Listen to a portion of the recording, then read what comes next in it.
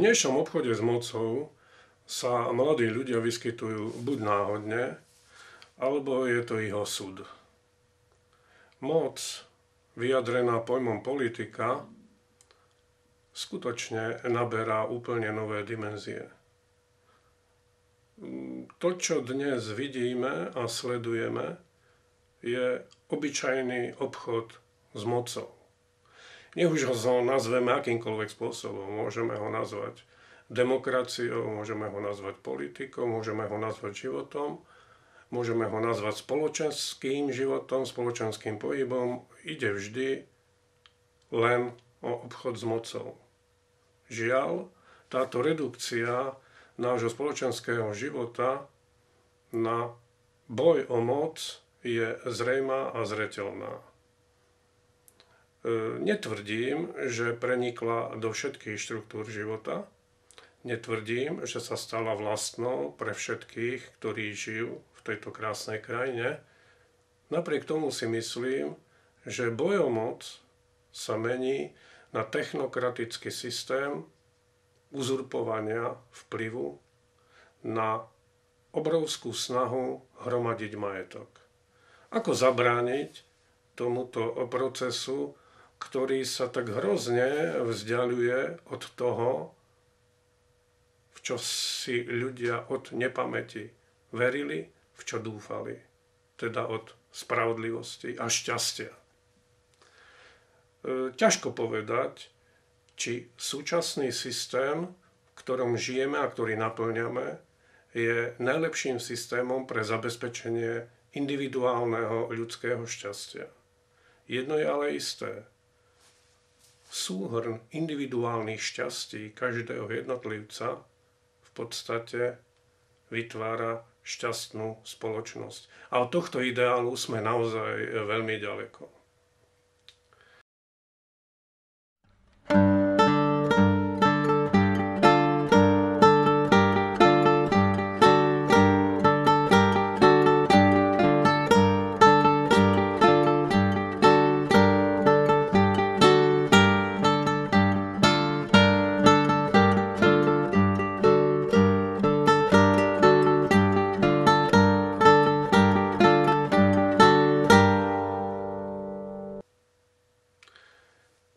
Jednou z možností, ako v dnešnom systéme boja o moc, vtiahnuť do tohto demokratického zápasu o šťastie každého jednotlivca, mladého človeka, je podľa môjho názoru zmena volebného systému. Je smutné sledovať, ako starší ľudia, nehovorím už starí ľudia, strácajú v spoločnosti vplyv aj postavenie. Nielen vzhľadom na svoje profesie, nielen vzhľadom na svoju minulosť, nielen vzhľadom na to, čomu sa venovali a čomu sa venujú, ale vyslovene vzhľadom na ich fyzické opotrebovanie. Starší človek akoby v tejto spoločnosti strácal úplne na akejkoľvek hodnote.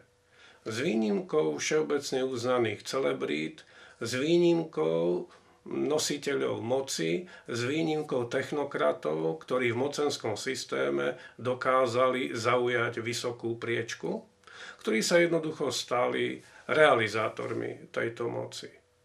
Všeobecne možno povedať, že starší ľudia, aj keď tvoria hlavný volebný potenciál, aj keď sú najpočetnejšími voličmi v každých voľbách na všetkých úrovniach, tak títo starší ľudia, určujúci budúci demokratický systém, sa stávajú príťažou tohto systému.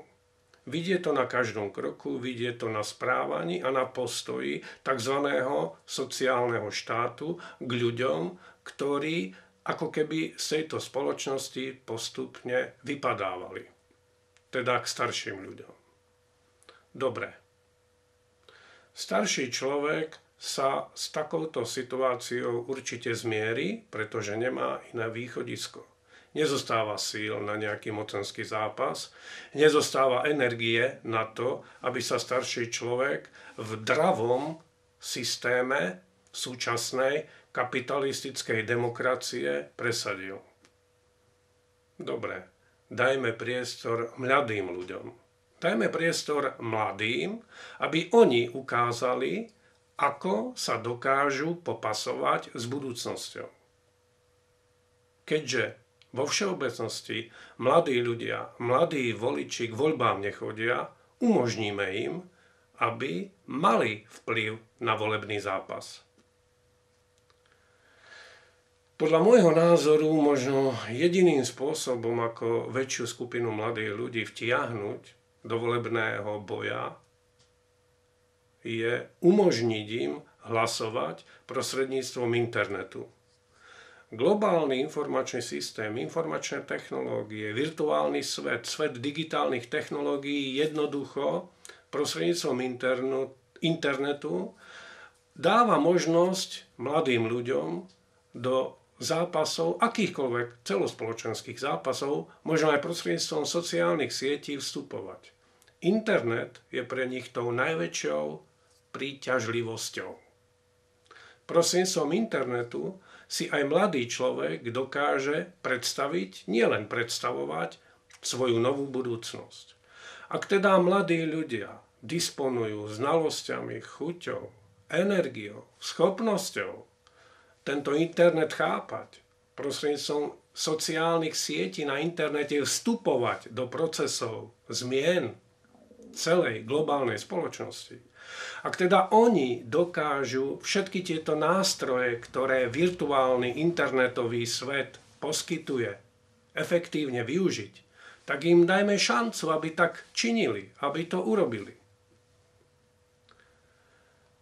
Myslím si, že ak v novom volebnom zákone umožníme hlasovanie prostredníctvom internetu, ak premyslíme tento systém a dáme mu prioritu, podarí sa nám vo voľbách na všetkých úrovniach vtiahnuť do tohto procesu mladých ľudí.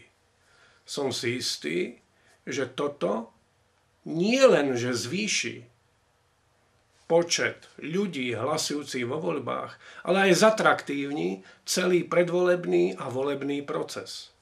Pre našu demokraciu by to bolo veľmi žiaduce a veľmi výhodné.